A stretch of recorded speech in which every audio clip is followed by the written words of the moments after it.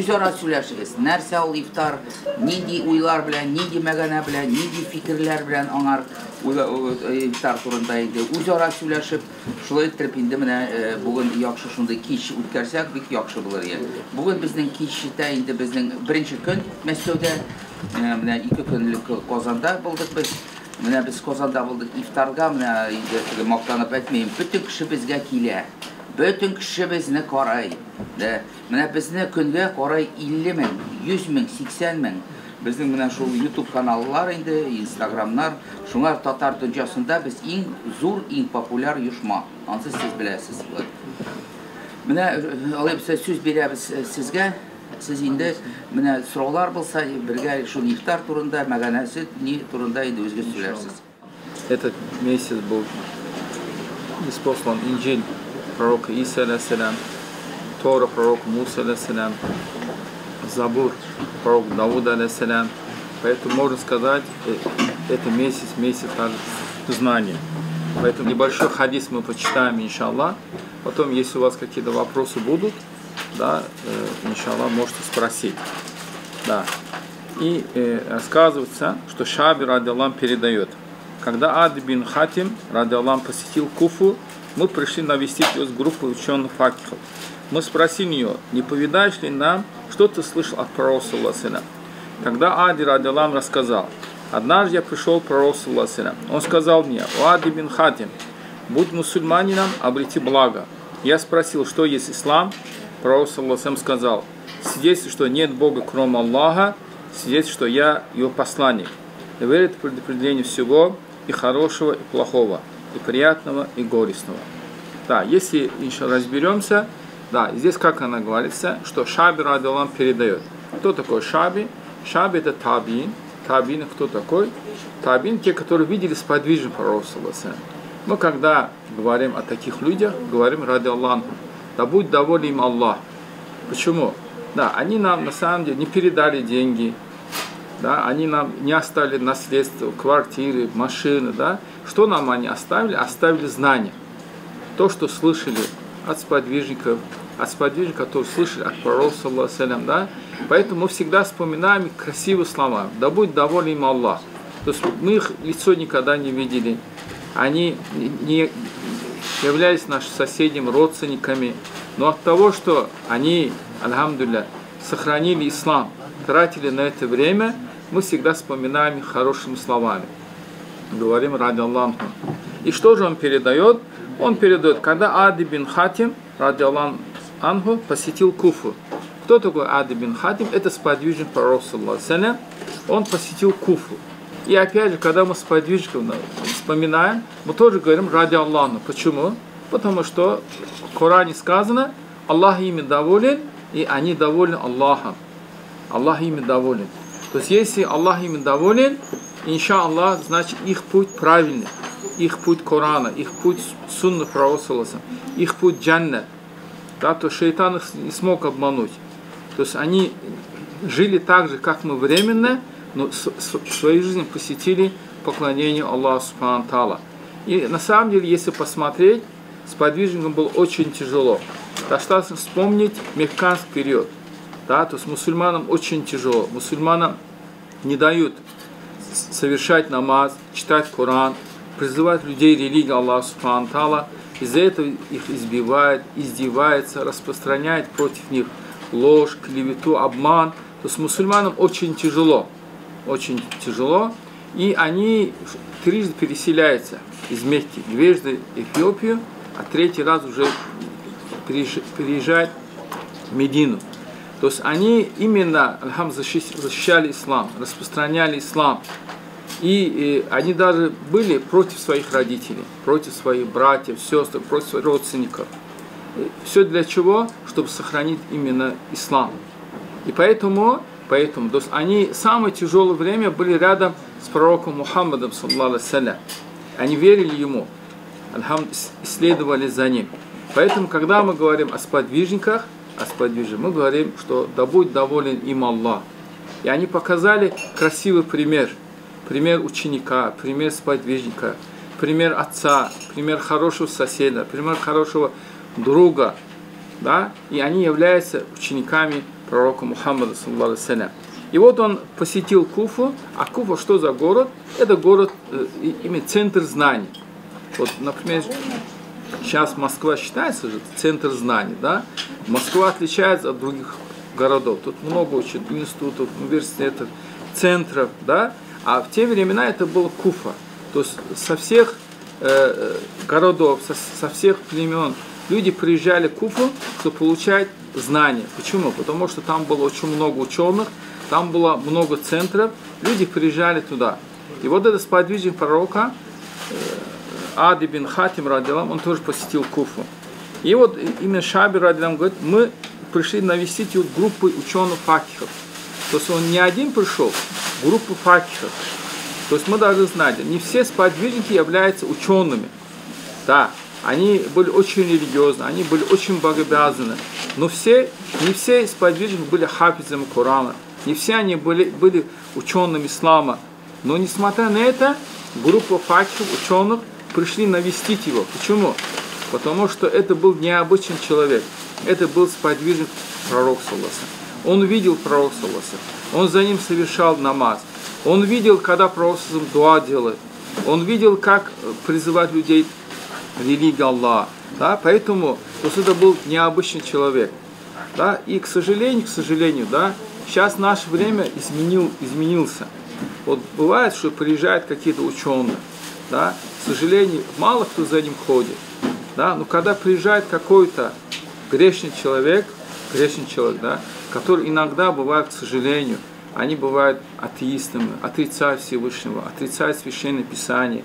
Иногда некоторые ругаются над религией, кто-то издевается. Да. Бывает, что вокруг них собираются люди, кто-то делает селфи, кто-то делает, не знаю, вместе фотографируется, кто-то хочет, чтобы он оставил автографы книги и так далее. Да. То есть мы должны знать, да, как учил пророк, саллаллаху алейхи вассалям, что человек будет с теми, кого он любит. То есть, если мы любим пророка, саллаллаху алейхи вассалям, в судный день мы будем рядом с пророками. Если мы любим благочестивых людей, если мы любим благочестивых ученых, уважаем, ценим их, иншаллах, в судный день мы будем рядом. Но с другой стороны, один ученый что сказал? Если человек даже 70 раз будет совершать хадж, все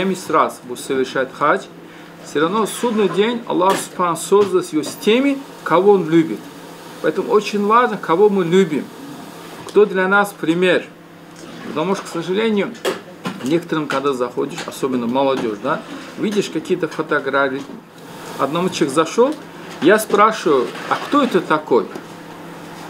Это твой отец? Он говорит, нет.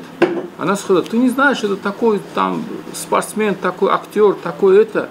Я говорю, субханаллах, у тебя должны фотографии висеть первых твоих родителей, потому что они должны твоими любимцами, что мать тебя родила в тяжелых условиях, она тебя носила утробу 9 месяцев, она в течение 2-3 лет носила в руках, как было ее тяжело, да, субханаллах.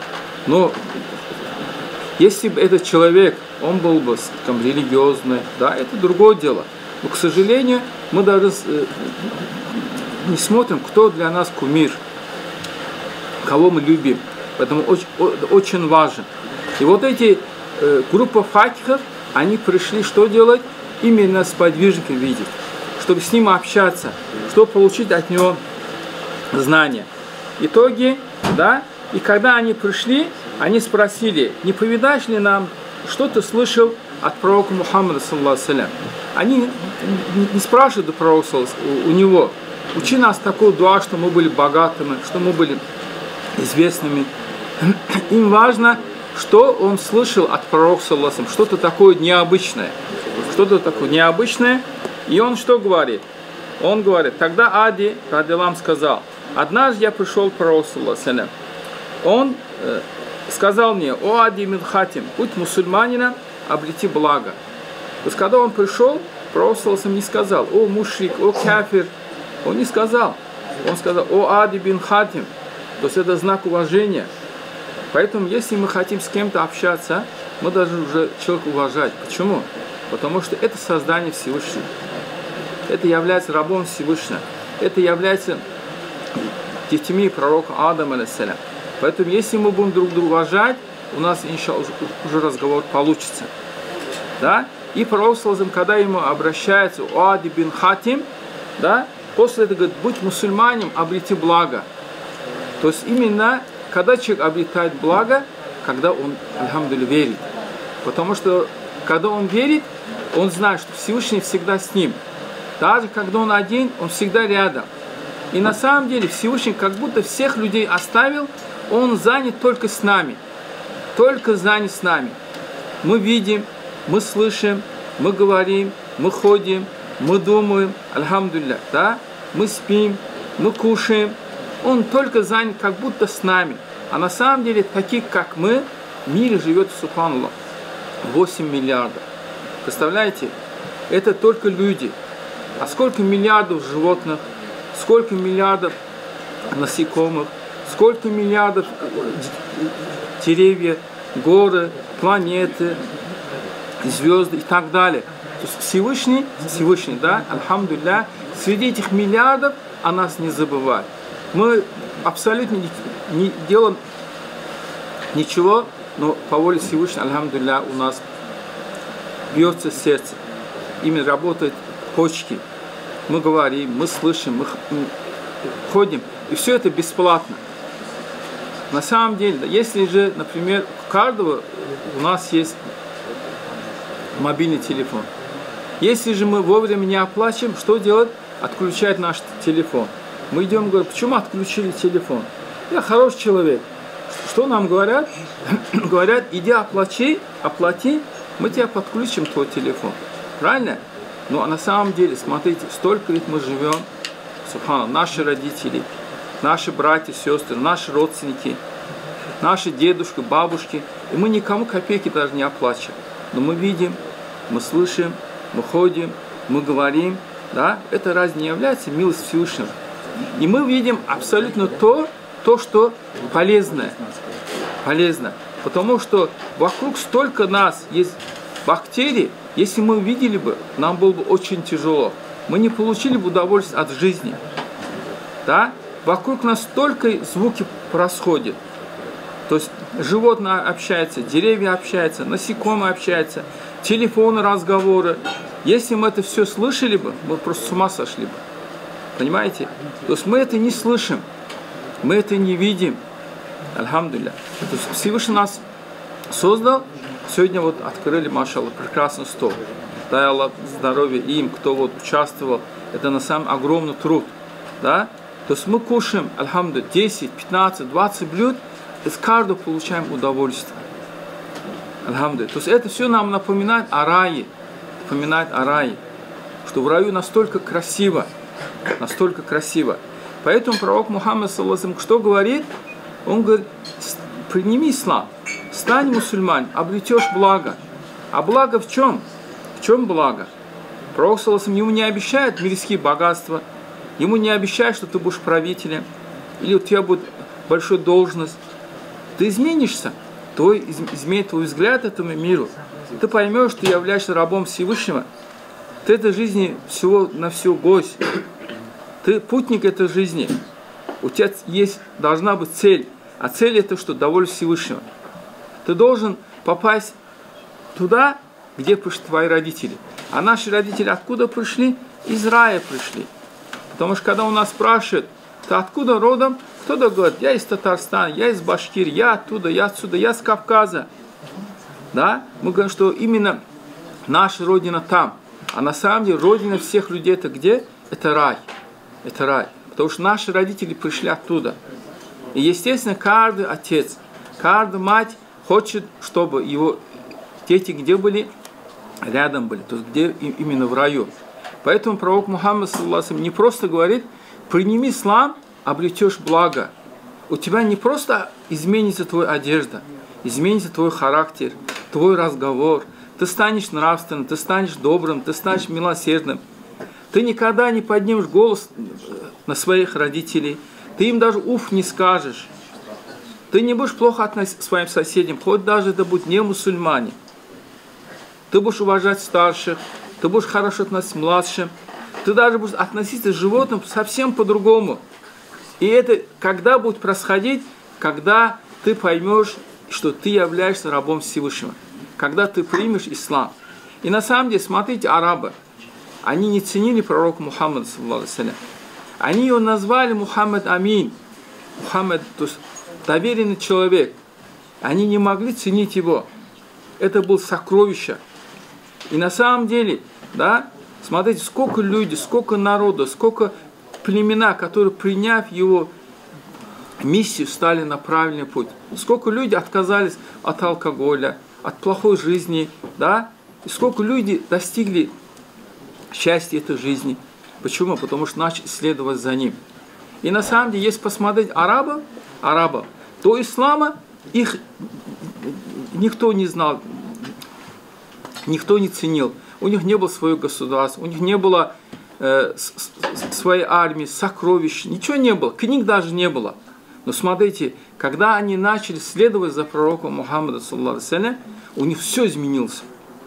И за короткое время ислам дошел до Дарбанда, до Самарканда, до Китая, но только не через меч.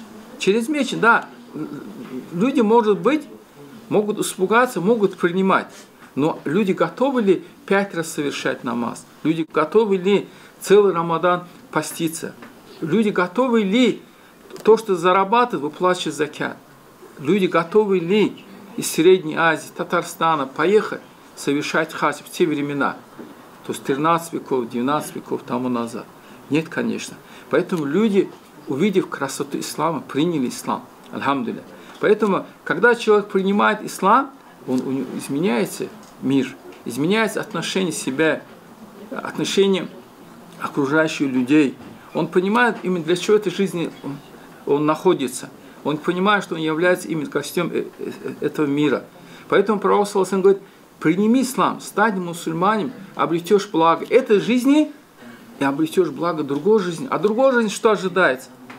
И другой жизни это вечный рай, где нету старости, где нету болезней, где нету холода, жары, где не надо работать, где не надо мучиться, нет криза, нет проблем, нет войн, конфликтов.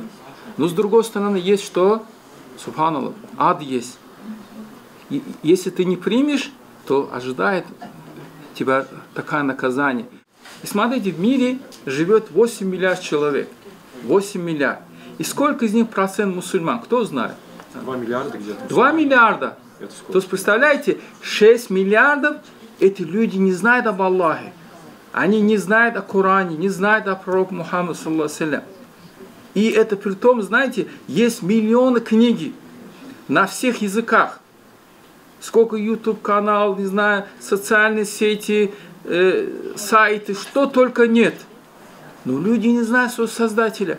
Собака, да, если потеряет своего хозяина, пройдут месяцы, годы, если он увидит где-то ее на улице, он ее сразу знает. А человек, он разумное создание Всевышнего. Как он не думает о своем Создателе? Как он создал? То есть мы же видим маленький ребенка, мы все прошли этот путь. Правильно? Но, субханаллах, Всевышний о нас и до сих пор не забывает. И мы уйдем с этой жизни, опять же, он о нас тоже не забудет. Поэтому важно, что мы свидетельствуем, что нет Бога, кроме Аллаха. И свидетельствуем, что пророк Мухаммад является пророком. То есть он пришел как милость для миров. Он пришел спасти людей. Альхамдулилля. И на самом деле, когда мы следуем за ним, мы спасемся. Даже простой пример.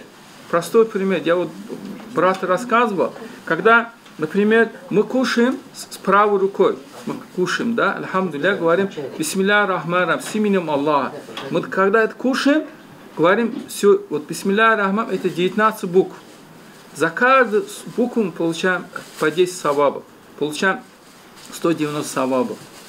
И мы от этого, когда правой рукой кушаем, мы получаем также позитивные энергии.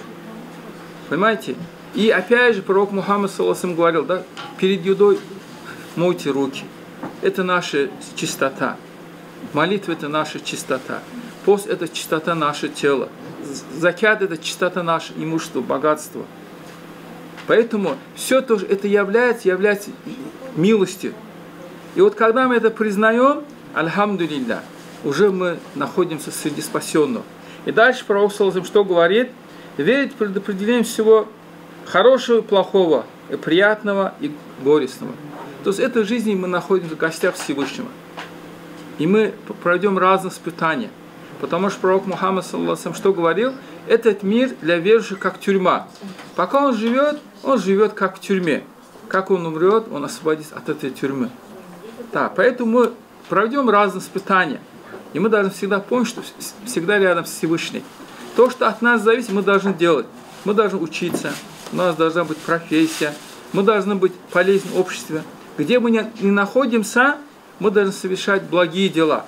Потому что Всевышний нас видит, и всегда с нами два ангела. Да? И вот с правой стороны ангел все время записывает наши благие дела, а левой стороны пишет наши грехи. Поэтому, когда мы это понимаем, мы это делаем. Но бывает, что-то не так получается.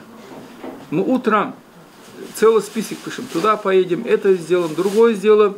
Но не всегда так происходит, как мы хотим, а происходит так, как хочет Всевышний.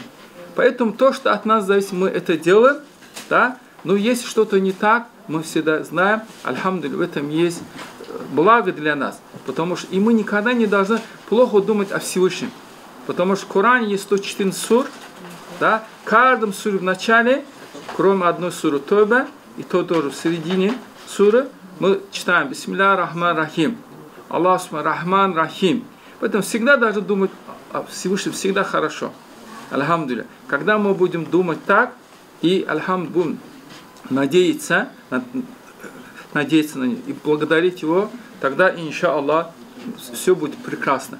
И мы будем наслаждаться этой жизнью, потому что эта жизнь прекрасна. А то, что мы именно в наше время живем, как один ученый сказал, вы думаете, что вы являетесь сподвижником пророка, саллаллаху алейхи ва саллям. И вы думаете, что пророк Мухаммад, саллаллаху алейхи ва саллям, вас отправил в Москву. Идите в Москву, изучайте религию, благодарите Всевышнего, поклоняйтесь Ему и совершайте благое. Но кто-то приехал, да, то есть красота этого города, да, иногда кто-то пошел не по правильному пути, а кто-то выбрал правильный путь. Поэтому дай Аллах, чтобы мы всегда были истине, иншаллах, дай Аллах, чтобы мы всегда совершали благое, избегали от греховного, иншаллах. С одной стороны, легко сказать «Ля иляха илlallah Мухаммад Расуллах», с другой стороны, мы должны столько совершить благих дел, столько мы должны избегать от зла, от грехов, да? Быть именно прекрасным рабом Всевышнего. Если мы это поймем и будем это делать, Всевышний Аллах обещал, что Он наградит нас, иншаллах, вечной жизнью. Так что, баракаллаху фикум, да, огромное спасибо, нашли время, пришли. Вот наш брат Рустам, он учился у нас, машаллах, столько лет, его братья, ее семья, альхамдулилля, так что они нас давно знают. Так что у нас есть центр и на Бабушкинском есть, и на Бутырском есть. Так что, иншаллах, кому удобно, проходите, нам надо учиться, потому что одно дело мы знания получаем всего, да, в течение 30-40 минут, и эти знания изменят наше направление. Четвертый праведный халиф что сказал? Знание лучше, чем богатство, потому что он сказал, вы защищаете свои богатства, а знание вас защищает по воле Всевышнего. Поэтому дай Аллах, что наши знания, что нас защищали, наш вес защищал. И огромное спасибо Рустам Эфенди, да, всем, кто организовал, Гюльнара Ханум, всю команда. Это на самом большой труд. Собирать столько людей, я сам потому что это знаю, иншаллах, и такой открыть красивый стол. Огромное спасибо Рустам Эфенди, вам тоже, машаллах.